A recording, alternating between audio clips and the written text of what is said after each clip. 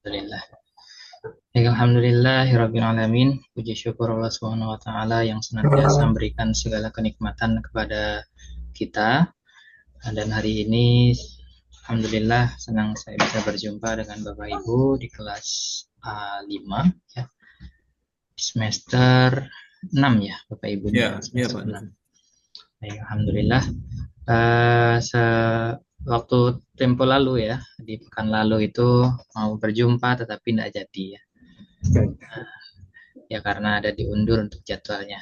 Dan tadi di portal akademik, Bapak Ibu, itu sebenarnya saya setting itu untuk yang kelas A6 gitu. Tapi tadi saya sekalian begitu ya untuk yang kelas A5 begitu. Karena untuk pertemuan kedua pekan depan itu untuk pekan depan. Untuk hari ini nanti pengantar saja, kemudian kita kontrak perkuliahan. Dan untuk pekan depan tadi yang sudah saya share, karena tadi saya cek juga di Damel itu belum bisa untuk digunakan. Untuk nama-nama mahasiswanya itu belum ada di Damelnya, jadi saya menggunakan portal untuk yang kelas A6 gitu. Dan alhamdulillah ini sudah ada 16 yang bergabung hari ini karena masih pertemuan pertama ya Bapak Ibu. Dan kita sebelumnya belum pernah berjumpa ya di mata kuliah yang lain. Mungkin kalau di kelas yang lain saya sudah sempat berjumpa, tapi untuk di kelas ini adalah kali pertama kita berjumpa. Dan saya ingin ngobrol dulu lah, ingin kenal dulu Pak Jeffrey Den. Assalamualaikum. Waalaikumsalam warahmatullahi wabarakatuh. Ya. Pak Jeffrey Den, Iya Pak. ya asalnya dari mana Pak? Assalamualaikum warahmatullahi wabarakatuh. Waalaikumsalam warahmatullahi wabarakatuh. Saya tinggal di Rokan Hilir Pak, Matra Riau. Oh Riau, ya baik. Iya, Terima kasih Pak Muhammad Nailul. Siang, Mbak. Ya, Nama saya Muhammad Nailul Ansori. Biasa dipanggil Kang Ansori.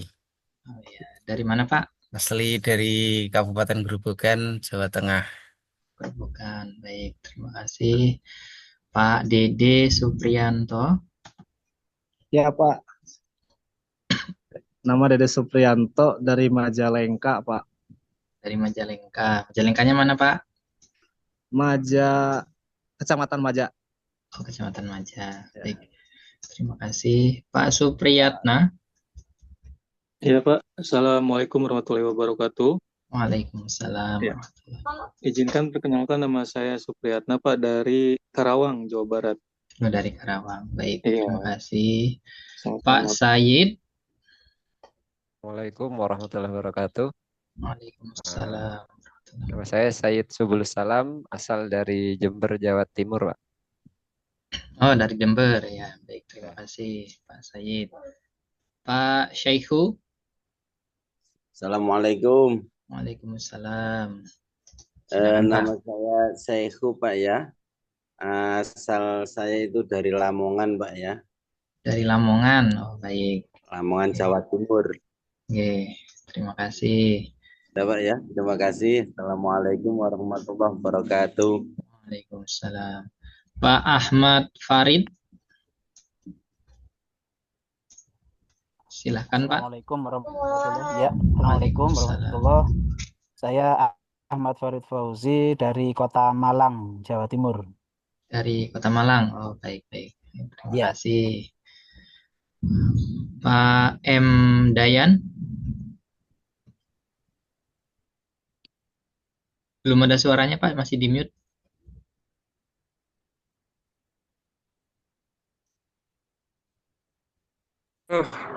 Halo, Assalamualaikum Pak. Waalaikumsalam. Saya dari Sumatera Barat Pak. Dari Sumatera Barat. Oh, ya baik. Ya. Di mananya Pak?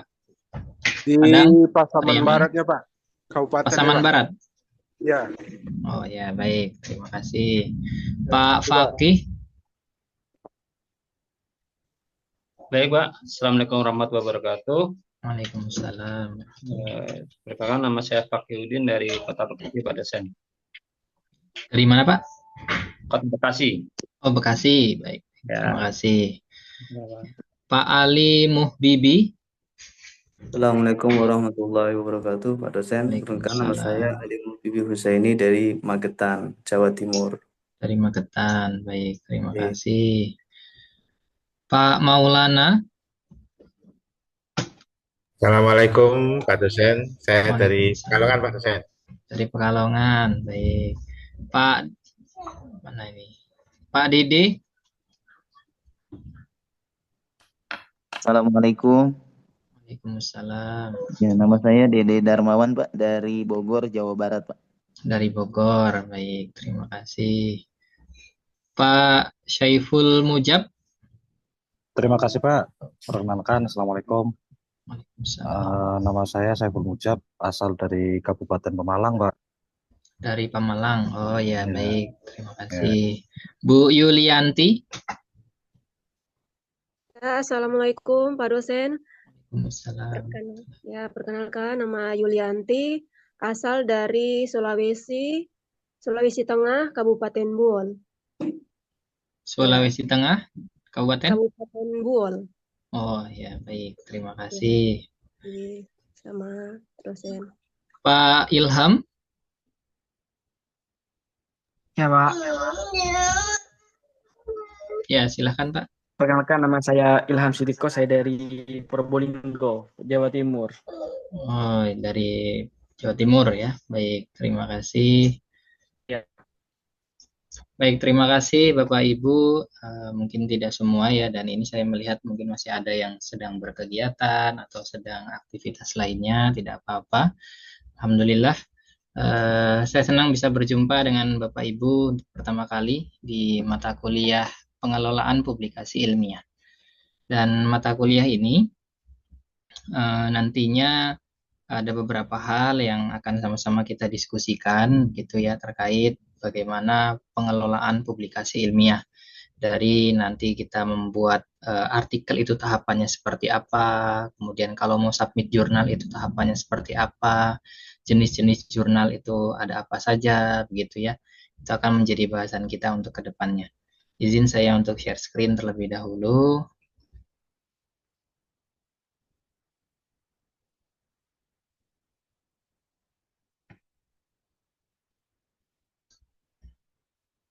Baik, mata kuliah kita pengelolaan publikasi ilmiah.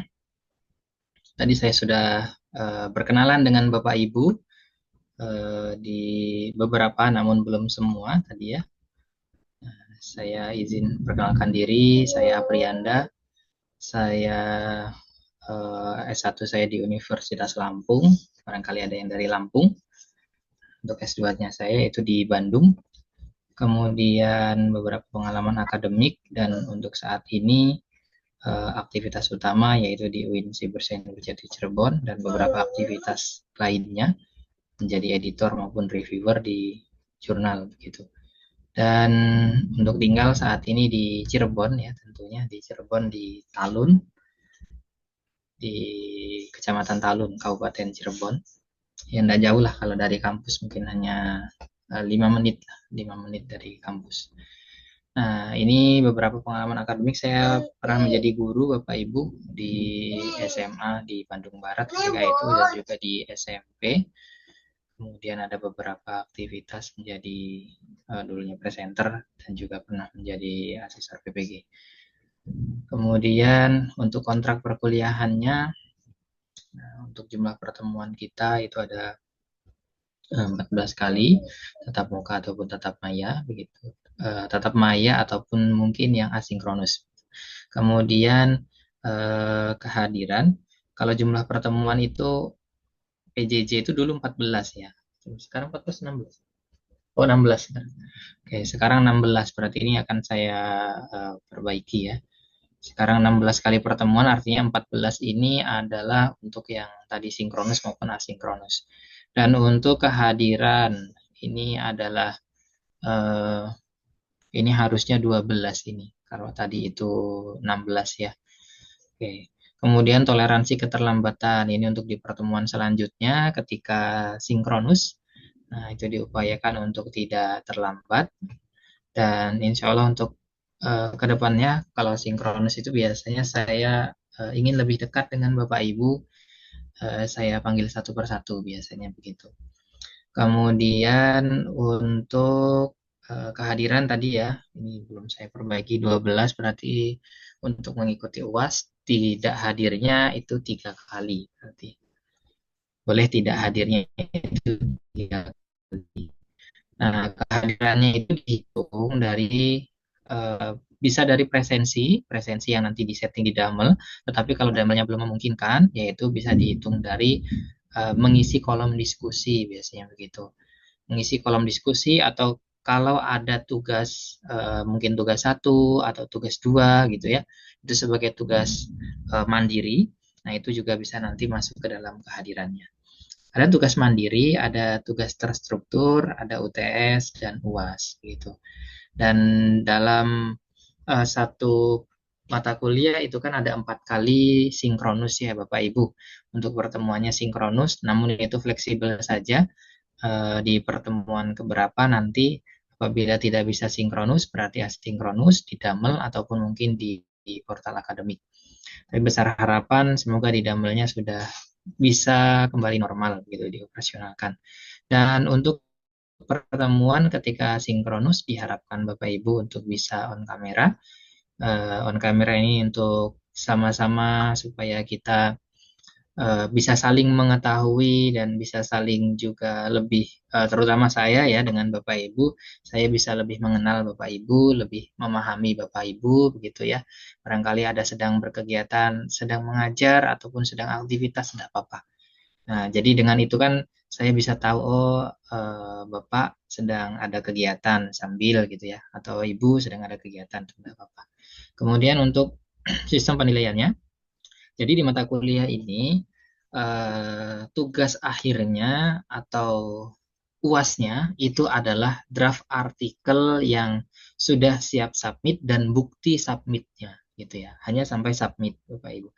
Jadi draft artikel yang nantinya Bapak Ibu sudah susun, kemudian nanti sudah disubmit dan bukti submitnya itu adalah UASnya. Nah, tapi barangkali sebelum UAS ada yang sudah submit atau kalau sudah submit sebenarnya gampang saja kalau untuk submit ya. Tetapi kalau untuk yang diterima begitu ya, itu mungkin butuh proses yang rada panjang. Atau ada yang ketika di pertemuan ke-7 gitu ternyata ada yang Pak saya sudah diterima, oke baik silakan. Nah nanti kalau ada yang ternyata sudah diterima di jurnal begitu ya. Nah itu sudah untuk tagihan UASnya itu sudah lunas. Nah, kemudian untuk UTS-nya nanti itu adalah bagian dari apa ya, tahapan-tahapan bagaimana menulis artikel nantinya untuk UTS-nya. Tugas mandirinya, strukturnya pun sama. Jadi nanti adalah tugas mandiri maupun terstruktur ini adalah bagian satu kesatuan. Nanti bagaimana menulis pendahuluan, mungkin bagaimana menuliskan metodologi, begitu. Bagaimana menuliskan hasil pembahasan, abstrak itu seperti apa, begitu ya. Jadi itu merupakan satu kesatuan nantinya. Kemudian kita di kelas sama-sama saling menghargai, kemudian juga saling mengapresiasi dari apa yang sudah kita lakukan bersama. Mungkin saja ketika nanti maupun asinkronus atau sinkronus, begitu ya. Bapak Ibu boleh untuk nanti di-sharingkan gitu ya. Pak saya sudah untuk mengerjakan di bagian pendahuluan. Nah, seperti ini. Nah, kita kupas bareng-bareng. Kita bedah artikelnya yang sudah dibuat. Kira-kira kurangnya di mana ya? Nah, atau kira-kira ini kuatnya di mana? Nah, yang perlu atau yang lemah yang perlu dikuatkan di bagian apa begitu ya. Nanti bisa kita diskusikan bersama. Kemudian di sini ada kehadiran yang menentukan dari kelulusan dan kemudian untuk nilai itu adalah pencapaian ya. A score is not a gift but an achievement. Nilai itu bukanlah pemberian tetapi apa yang sudah Bapak Ibu upayakan, ikhtiarkan. Nah, kalau Bapak Ibu sudah mengikhtiarkan yang terbaik, insya Allah nilainya pun tentu akan baik. Dan di sini supaya sama-sama kita itu saling belajar untuk tadi yaitu menghargai dan mengapresiasi begitu. Dan ini untuk kontraknya, apakah ada yang mau ditanyakan Bapak Ibu untuk kontrak perkuliahannya? Silakan. Cukup? Saya ingin bertanya tentang tugas, Pak. Oke, silakan. Oke. Monggo, Pak. Itu untuk tugas itu ada apa namanya draft panduannya apa tidak, Pak, untuk membuat artikel atau itu ada panduan dari Ya, Bapak baik. sendiri itu ada nggak? Terima kasih. Terkait untuk tugas, nanti akan ada panduannya, pedomannya. Sebagai contoh, kalau menuliskan abstrak gitu ya, itu ada apa saja sih tujuan penelitian, ada metodenya, ada hasilnya, temuannya, pembahasannya secara singkat begitu ya. Nah, ada indikatornya. Atau mungkin kalau menuliskan pendahuluan gitu ya, dimulai dari bagaimana menuliskan secara deduktif atau mungkin yang kebalikannya. Nah, dimulai dari data dulu mungkin, atau dimulai dari permasalahan dulu, atau di dalamnya ada rumusan permasalahannya apa, begitu ya. Ada nanti indikator-indikatornya, begitu ya, Pak. Itu mungkin Pak, ada indikator yang nanti akan dituliskan oleh Bapak Ibu. Itu untuk tugasnya. Atau mungkin Bapak Ibu di sini ada yang sudah pernah mempublikasikan artikel? Barangkali sudah ada. Nah, bisa kita sharing gitu, di-sharingkan nanti. Publikasikan artikel. Dan nanti ada juga nanti bagaimana kita itu untuk cara membuat akun di OJS gitu ya. Di OJS. Jadi kebanyakan jurnal-jurnal yang ada sekarang itu berbasisnya OJS, Open Journal System. Nah, OJS itu sama kalau seandainya kayak kita mau bikin apa ya? Kita mau membuat contoh lah, mau bikin media sosial gitu ya. Kita harus registrasi dulu, kemudian nanti kalau artikel kita itu sudah jadi, kita upload. Nah, setelah di-upload nanti kan ada tahapannya masuk ke dapur editor dulu, ke reviewer gitu ya. Setelah reviewer kemudian ada revisi sampai kemudian publikasi. Nah, tetapi mungkin ada yang sudah, ada yang belum. Nah, untuk yang sudah mungkin bisa sharing, yang belum nanti kita sama-sama belajar. Kemudian nanti juga mungkin kita akan belajar bagaimana membuat Google Scholar. Nah, itu kan sederhana begitu ya membuat Google Scholar. Kenapa bikin Google Scholar gitu ya? Karena Google Scholar itu adalah bagian dari bentuk eksistensi seorang akademisi. Bapak Ibu di sini kan selain sebagai praktisi, sebagai guru, Bapak Ibu kan juga sebagai akademisi. Nah, mahasiswa itu kan akademisi. Jadi nanti untuk keberlanjutannya barangkali dimulai dari ketika perkuliahan, ke depannya ada yang hobi nulis gitu ya, publikasinya banyak. Nah, itu akan menjadi penunjang Bapak Ibu. Penunjang apa gitu ya? Kalau untuk di tingkat persekolahan untuk kenaikan pangkat itu, kalau guru itu ada juga menjadi salah satunya rekognisinya adalah mempublikasikan artikel gitu ya. Jadi bisa menambah menjadi nilai tambah. Atau mungkin kalau sudah cakap begitu ya, bisa sharing dengan guru-guru yang lainnya begitu ya. Jadi insya Allah keterampilan untuk bagaimana membuat artikel, submit artikel ini gitu ya, sebagai akademisi insya Allah bermanfaat. Itu mungkin Bapak Ibu. Dan untuk akun-akun yang lainnya nanti berjalan saja gitu ya. Karena untuk sebagai seorang akademisi, untuk berkaitan dengan publikasi ilmiah itu ada cukup banyak begitu ya yang berkaitan, bisa membuat akun semantik, bisa juga membuat akun-akun nanti juga muncul ID Garuda gitu ya. Kalau sudah publikasinya luar biasa, bisa ke Scopus, bisa punya ID Scopus. Kalau yang di WOS bisa punya ID WOS, Web of Science gitu ya. Nah, ada banyak hal yang bisa kita diskusikan nantinya terkait dengan publikasi ilmiah. Oke. Mungkin lanjut ya Bapak Ibu, untuk kontraknya kita sepakati ya Bapak Ibu, untuk kehadiran tadi minimal 12 kali. Mohon maaf, ini saya belum ganti. Kemudian untuk untuk pengantar, apa sih publikasi ilmiah itu gitu ya? Nah, kata-kata publikasi ilmiah itu kan sudah sering didengar ya Bapak Ibu, publikasi ilmiah sudah sering mendengarnya. Tapi sejauh mana kita bersama memahami dari konsep publikasi ilmiah itu? Nah, publikasi ilmiah adalah satu penerbitan karya ilmiah yang dilakukan berdasarkan peer review. Jadi direview begitu ya, dibaca oleh orang lain, kemudian dinilai oleh orang lain begitu ya, untuk mendapatkan tingkat objektivitas sesuai yang diharapkan. Nah, supaya apa? Supaya tulisan artikel kita itu tidak subjektif. Tidak subjektif, tidak kemudian berdasarkan penilaian kita sendiri gitu. Ketika kita publikasikan artikel atau tulisan itu, yaitu bukan cuman pendapat kita aja gitu, bukan cuman kita saja yang kemudian menganggap itu adalah absah begitu ya. Tetapi juga ada orang lain yang akan menilai melalui proses review itu tadi. Nah, sesuai atau tidak sesuainya metodologisnya, sesuai atau tidak sesuainya data, begitu. Bagaimana cara pengutipannya, begitu ya. Itu ada proses peer review.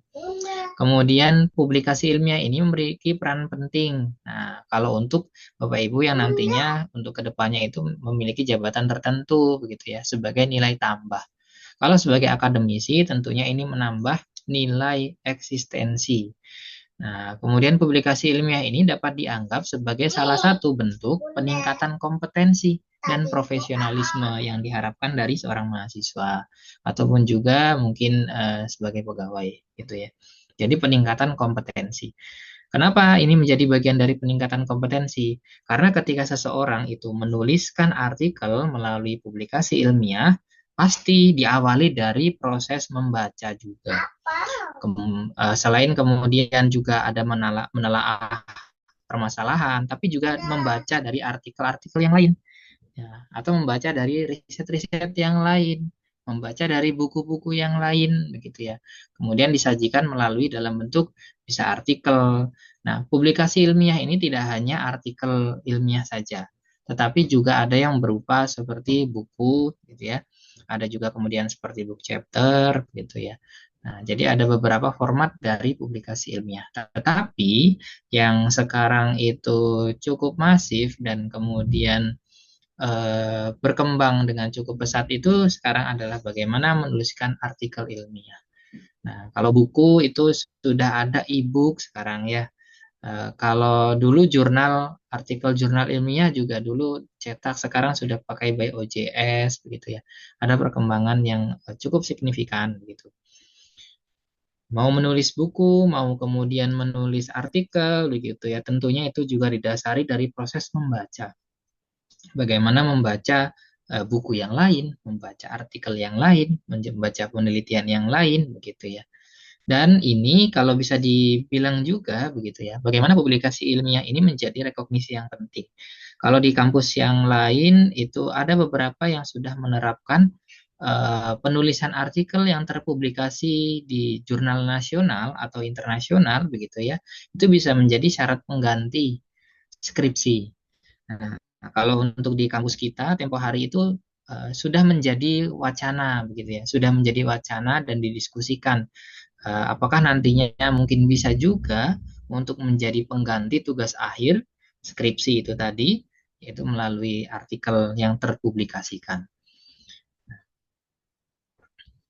Kemudian, nah pentingnya publikasi ilmiah ini untuk apa sih gitu ya? Nah, publikasi ilmiah ini penting untuk menjadi penyumbang pengetahuan dan inovasi. Ide atau gagasan yang Bapak Ibu miliki atau yang Bapak Ibu telurkan begitu ya, itu bisa jadi akan memberikan kebermanfaatan bagi orang-orang yang lain gitu ya, baik itu akademisi ataupun mungkin peneliti yang lain. Nah, maka dari itu ya saling berbagi sebenarnya. Intinya publikasi ilmiah itu berbagi inovasi, berbagi pengetahuan gitu ya. Kemudian peningkatan kompetensi tadi ya, dengan menulis itu rajin, kemudian juga diawali dari membaca, kemudian juga menuliskan. Nah, selain itu, publikasi ilmiah yang berkualitas itu dapat memberikan prestis tertentu terhadap seseorang. Nah, prestis atau pengakuan. Pak Maulana ini rajin menulis di bidang pendidikan agama Islam. Oh, ini ahlinya agama Islam gitu. Jadi prestisiusnya itu terlihat secara online. Tidak hanya mungkin yang di sekolah saja yang tahu, bisa jadi di luar sekolah begitu ya, atau secara nasional. Karena kalau jurnal sudah terpublikasi, itu tidak hanya skala nasional yang bisa melihat, tetapi juga dalam skala internasional juga bisa melihat. Oh, barangkali Pak Dede ini fokus penulisannya tentang pendidikan agama Islam di luar persekolahan, begitu ya. Ahli dalam pendidikan agama Islam di luar persekolahan. Bisa saja nanti, gitu ya. Jadi namanya akan dikenal, begitu. Kemudian publikasi ilmiah ini juga memperkuat kredibilitas. Seseorang yang kemudian bisa mempublikasikan itu dianggap kredibel, terpercaya. Tadi ya, kalau contohnya tadi Pak Dede adalah ahlinya pendidikan agama Islam di luar persekolahan, ketika ada seorang yang bertanya, nah, buktinya apa gitu ya? Oh, ini sudah terpublikasikan, tulisannya udah ada banyak gitu ya. Itu menjadi bagian dari kredibilitas. Kemudian juga publikasi ilmiah ini memungkinkan penyebaran ilmu pengetahuan dan gagasan, tukar gagasan begitu ya. Tukar gagasan, baik peneliti, akademisi maupun praktisi. Bapak Ibu di sini sebagai praktisi, pembelajar begitu ya, pengajar begitu ya. Tentu mungkin memiliki satu gagasan tertentu yang orang lain bisa saja itu belum tahu gitu ya. Pembaharuan tentang bagaimana metodologis pendidikan agama Islam ketika mengajarkan materi tertentu gitu ya. Itu baru Bapak Ibu formulasikan. Nah, supaya orang lain tahu, kemudian supaya itu diakui adalah idenya dari Bapak Ibu, salah satunya melalui publikasi tadi ya. Tentu untuk meningkatkan kredibilitas itu tadi. Kemudian nah, publikasi ilmiah ini kalau dalam taraf praktisnya ya, itu kalau untuk seorang pegawai bisa menjadi salah satu syarat untuk peningkatan jabatan fungsional tertentu gitu. Nah, ini dari publikasi, kenapa publikasi ilmiah itu penting. Nah, kenapa mata kuliah ini penting begitu ya? Karena saat ini yaitu tadi eranya sudah bagaimana artikel itu lebih banyak bisa diakses, informasi ilmu pengetahuan itu terbaru itu ya bisa dilihatnya salah satunya melalui artikel penelitian. Penelitian terbaru tentang bagaimana pembelajaran PAI contohnya begitu ya. Itu kalau diketik di Google Scholar itu kan akan muncul begitu banyak. Dalam tahun 2024 yang meneliti tentang pembelajaran PAI itu ada berapa? Itu akan muncul. Namanya macam-macam. Nah, banyak sekali. Nah, itu. Kemudian tadi ya Bapak Ibu untuk tugas akhirnya itu UASnya adalah bukti submit begitu. Bukti submit dan artikel yang sudah siap submit. Gitu. Mungkin untuk pengantarnya itu Bapak Ibu dan barangkali ada yang mau didiskusikan disilahkan. Sebelum nanti lanjut. Barangkali ada.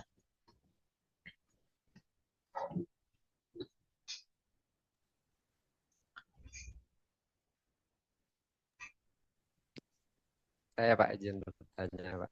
Ya, silakan. Terkait dengan artikel ini kan, apakah ketika kita itu buat artikel juga ada semisal termasuk cek Turnitin atau GPT-0 Pak? Soalnya kita itu kendala paling utama di situ, kadang kita buat makalah itu ternyata sudah berusaha buat sendiri, ternyata ketika dicek GPT-0 masih banyak kesamaan dengan AI Pak. Iya. Ya. Oke, baik. Ya, kalau untuk penulisan artikel gitu ya, biasanya yang saat ini masih banyak dilakukan adalah cek plagiasi tentunya. Tetapi kalau untuk yang penulisan AI itu ada beberapa publisher yang sudah mulai untuk melakukan pengecekan. Tetapi itu belum banyak dilakukan oleh para publisher. Nah, yang dilakukan banyaknya itu adalah cek plagiasi biasanya begitu. Karena ada juga publisher itu yang memperbolehkan menulis artikel itu berbantuan dengan AI. Ada yang memperbolehkan. Tetapi ada juga yang tidak memperbolehkan. Makanya ending finalnya adalah tadi buktinya melalui plagiasi itu. Cek plagiasi via Turnitin biasanya. Ada yang 20%, ada yang 25%, bahkan ada juga yang maksimal 15% begitu ya. Nah, bagaimana kalau kita sudah berupaya kemudian semaksimal mungkin tidak menggunakan AI, tidak kemudian copy paste, tapi ternyata teridentifikasi plagiasinya lebih dari yang ditentukan, lebih dari 20%, contoh begitu ya. Ya, mau tidak mau ya harus melakukan parafrase. parafrase. Nah, parafrase sekarang juga sudah mulai banyak software ataupun aplikasi untuk bagaimana parafrase. Tetapi menurut hemat saya begitu ya, kalau by software nanti akan terbaca lagi kemungkinannya gitu. Nah, ya manual akhirnya begitu ya. Karena yang menjadi bagian dari sejatinya menulis itu ya, kalau kita parafrase secara manual itu kan berarti dari pikiran kita begitu ya. Kita membaca, kemudian kita ketik ulang atau kita tuliskan ulang. Nah, dengan bahasa yang mungkin berbeda tetapi intinya sama begitu ya. Nah, saat ini memang banyak sekali AI bagaimana tolong buatkan pendahuluan gitu ya. Nanti ini langsung muncul gitu ya. Tapi kemudian ketika dicek plagiasi, ini plagiasinya tinggi gitu ya.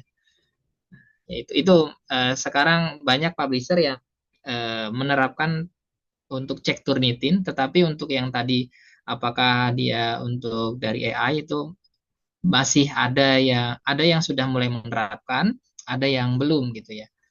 Nah, begitu mungkin Pak.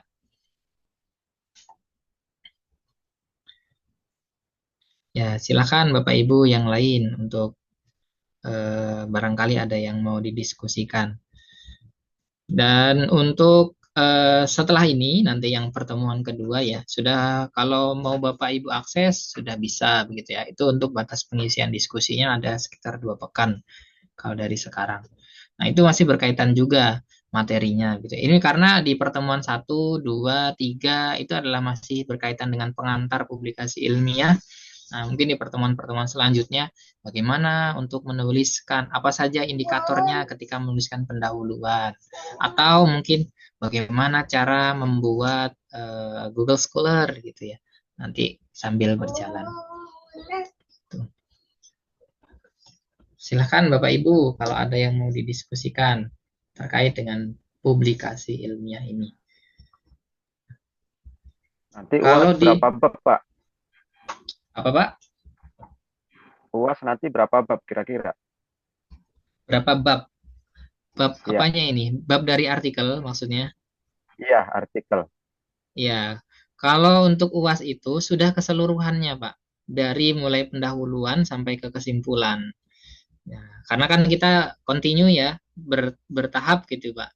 Jadi nanti di pertemuan keberapa itu adalah kita membuat bagaimana pendahuluan. Ada lagi bagaimana menuliskan metode penelitian. Kan Bapak Ibu sudah mendapatkan mata kuliah metodologi penelitian ya Bapak Ibu? Sudah Pak. Ya, ya. Sudah ya, itu kan berarti tinggal diimplementasikan gitu ya. Ada banyak macam metodologi mau kualitatif, kuantitatif, R&D begitu ya, pengembangan. Silahkan nanti Bapak Ibu bisa dituliskan. Kemudian bagaimana menuliskan pembahasan, bagaimana menuliskan hasil, menuangkan hasil, bagaimana cara mengutip, kutipan langsung, kutipan tidak langsung, itu bagaimana gitu ya. Bagaimana menuliskan daftar referensi yang sesuai. Nah, saat ini kalau di rumpun ilmu keagamaan dan sosial itu biasanya menuliskan referensinya itu formatnya menggunakan APA ya, American Psychology Association yang versi ke-6 atau versi ke-7. Penulisannya umum sih, seperti kalau Bapak Ibu menuliskan makalah biasanya ada nama, tahun, judulnya, kemudian publishernya. Kalau jurnal dia terbit di volume berapa, begitu ya. Nah, seperti itu mungkin Pak.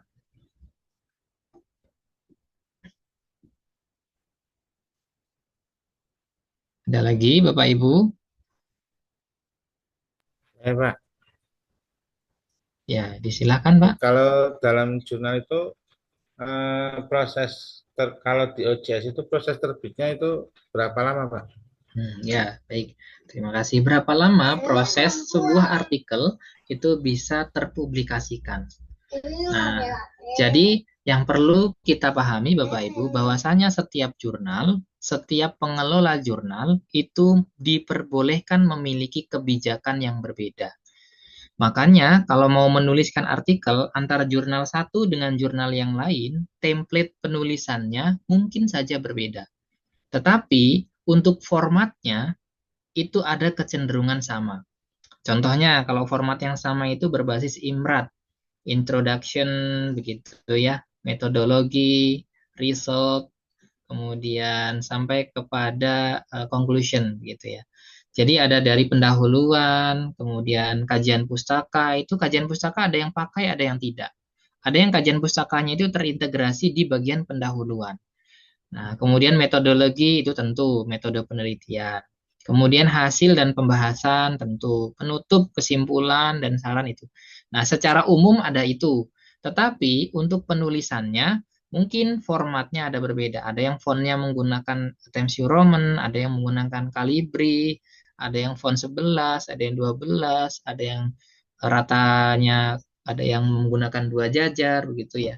Nah, itu untuk format dan bagaimana prosedurnya. Kemudian berapa lama bisa publish gitu ya. Ini juga dipengaruhi oleh tingkat kredibilitas jurnal itu. Tingkat kredibilitas jurnal. Semakin baik jurnalnya, ada potensi semakin lama untuk terpublikasinya. Potensinya. Nah, ada jurnal sebagai contoh, jurnal nasional saja. Jurnal nasional yang dia belum tersinta, itu bisa dalam waktu beberapa minggu terpublikasi juga bisa. Tetapi biasanya tiap jurnal itu ada volumenya. Dalam 1 tahun itu mungkin publikasinya 2 kali, di bulan Juni dan Desember. Ada yang dia tiap 3 bulan sekali begitu ya. Bahkan ada jurnal itu yang setiap bulan itu publikasi. Nah, yang setiap bulan publikasi biasanya ini masuk ke dalam kategori jurnal yang apa ya? Yang bisa jadi predator. Predator itu artinya dari tingkat keilmuannya itu parsial begitu ya. Tingkat keilmuannya parsial. Nah, jadi bisa jadi tadi tergantung jurnalnya, Pak. Bisa jadi kalau jurnal A begitu ya, oh ini ada yang setiap bulan itu publish gitu ya. Oh ternyata masih nasional saja, belum tersinta.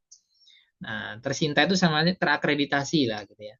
Ada yang terakreditasi Sinta itu mulai dari Sinta yang paling rendah itu Sinta 6, naik lagi Sinta 5, 3, 2, 1. Sinta 1 itu adalah yang terbaik, tertinggi begitu ya. Nah, yang di kampus kita itu beragam juga gitu. Ada yang Sinta belum tersinta ada gitu ya. Ada yang tersinta 6, 4, 3, 2 gitu ya. Tapi kalau yang Sinta 1 kebetulan belum ada. Nah, ini yang luar biasa sudah ada beberapa yang tersinta 2 gitu ya. Termasuk jurnal PAI, Pendidikan Agama Islam. Nah, itu udah Sinta 2 itu. Nah, itu bagus. Kemudian ada yang Sinta 3, ada yang Sinta 4. Dan rata-rata kalau di kampus kita publikasinya itu 1 tahun itu 2 kali. Di bulan Juni dan di bulan Desember. Dan dalam 1 terbitan, katakanlah terbit di bulan Juni. Nah, rata-rata biasanya ada yang 10 artikel, ada yang 15 artikel. Gitu. Jadi kalau tadi Bapak bertanya berapa lama prosesnya, itu akan sangat bergantung pada jurnal yang akan dituju. Gitu. Ya tadi semakin baik jurnal itu, akan ada potensi semakin lama. Bahkan tidak hanya bulan-bulan gitu ya, bisa tahunan gitu. Bisa tahunan. Submit di sekarang, kemudian direview, masuk ke dapur editor, ini masuk ke dalam cakupan jurnalnya atau tidak. Kalau masuk, nanti kemudian ada proses revisi dari editor, masuk lagi dikembalikan, masuk ke reviewer, ada revisi lagi dari reviewer 1, kembalikan lagi, ada masuk lagi reviewer 2 gitu ya. Nah, kalau bagus, maka proses peer review-nya itu akan sangat rigid, detil. Tetapi kalau untuk jurnal-jurnal yang kategorinya masih belum terindeks, belum kemudian terakreditasi begitu ya, bisa jadi masuk submit begitu ya, masukkan artikel, nah kemudian 1 minggu sudah publish, nah bayar sekian gitu. Karena jurnal itu ada yang berbayar, ada jurnal itu yang gratis, ada yang berbayar, ada yang gratis. Nah, jurnal nasional yang belum terakreditasi berbayar ada gitu ya. Jurnal nasional yang sudah terakreditasi gratis juga ada gitu ya. Jadi sangat dinamis, sangat dinamis. Berbeda kalau mempublikasikan buku. Nah, publikasi buku itu cenderung stabil. Kalau seandainya bersama dengan publisher begitu ya, Katakanlah biasanya publisher A gitu, itu dalam 1 bulan draft itu sudah jadi, bisa publish, terbit ISBN gitu ya. Kalau jurnal belum tentu, belum tentu begitu. Itu mungkin Bapak terkait dengan berapa lama publikasi jurnal itu. Ada lagi mungkin Bapak Ibu? Silahkan. Kita sama-sama belajar Bapak Ibu. Jadi bisa jadi ada informasi yang belum saya ketahui begitu ya. Bisa jadi ada Bapak Ibu yang pernah mempublikasikan pengalamannya di jurnal tertentu begitu ya. Tidak apa-apa, kita sharing saja. Nah, karena siapa saja di antara kita adalah guru ya, untuk menyampaikan informasi itulah menjadi seorang guru. Tapi kemudian siapa yang mendengarkan ilmu, mendengarkan pengetahuan, menjadi seorang murid. Di mana informasi ilmu pengetahuan itu kita dapatkan, itulah kelas gitu ya. Jadi kita saling belajar, sama-sama belajar gitu. Oke. Kalau pengalaman dari publikasi ya berapa lama begitu. Kalau beberapa waktu lalu gitu, publikasi ada yang 1 tahun, saya itu ada yang 6 bulan begitu ya, ada yang 6 bulan begitu. Karena intensif, karena intensif. Terkadang itu kita itu nggak tahu kalau ada revisi. Nah, udah di email gitu ya, tapi kitanya nggak buka email, kadang nggak tahu ada revisi. Ada juga terkadang dari pihak publishernya terlalu banyak yang submit ke jurnal itu. Nah, kemudian kita masuk daftar antrian. Jadi udah berbulan-bulan itu nggak di review begitu ya, karena saking banyaknya.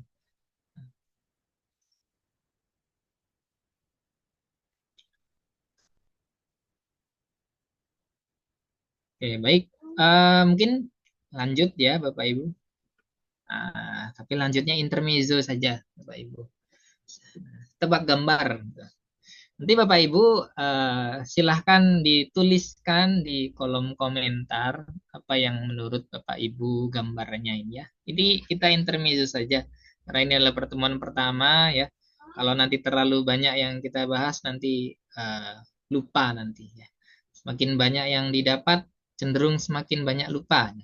Iya, Nah, Pak. informasi itu kan didapatkan melalui panca indera ya, melalui apa yang kita lihat, apa yang kita dengar, masuk ke dalam otak. Nah, di otak itu disaring masuk ke dalam long term memory, ingatan jangka panjang atau ingatan jangka pendek. Nah, semakin tertumpuk, bisa jadi hanya di jangka pendek dan besok lupa. Nah, kalau kemudian informasi itu mungkin terlihat menarik, kemudian interest gitu ya, bisa masuk ke jangka panjang, long term memory, ingatan jangka panjang.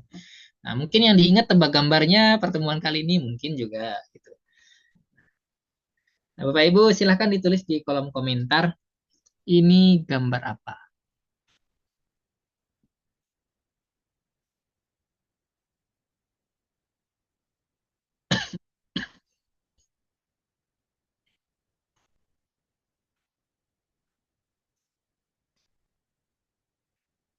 Bukan zebra, kuda zebra.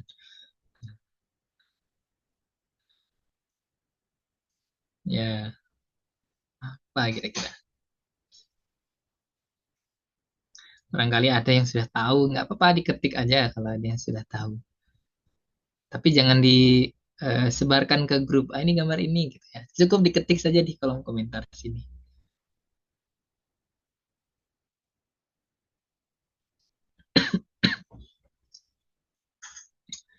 Cukup ya. Kita lihat gambar 3, 2, 1. Nah, ya tadi ada yang jawab gajah tadi ya. Betul berarti. Pak siapa tadi? Pak Febri. Pak Febri ya. Gajah berkulit zebra. Nah, ini bantuan AI ini Bapak Ibu. Nah, kalau saya gambar sendiri, saya tidak mampu juga. Kalau saya cari foto juga tidak ada. Kan? Baru lihat saya, Pak, seumur hidup Iya. zebra kayak gitu. Yo, tebak lagi nih Pak. Apa nih? Ini gambar apa nih?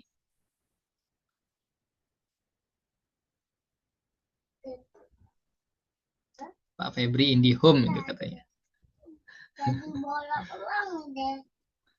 Silahkan, ini kira-kira potongan dari gambar apa?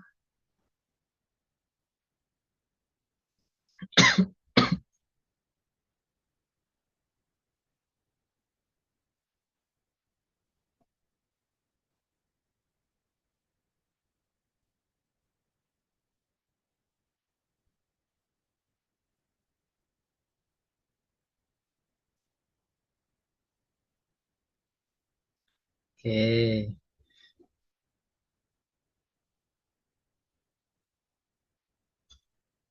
Ya, kupu-kupu, merak. Nanti kita coba lihat ya gambar apa.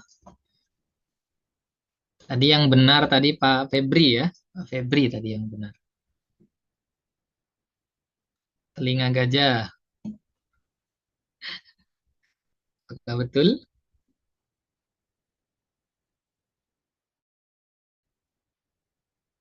Ya, Pak Ahmad Farid. Nah, ini yang betul ya. Nah, oke. Pak Ahmad Farid ini yang betul.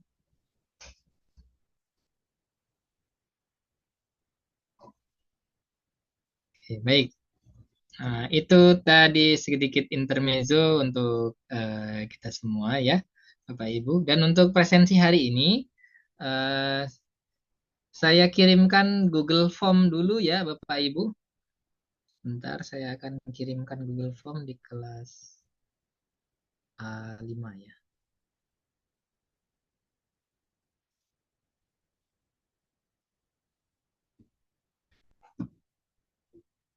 Ya.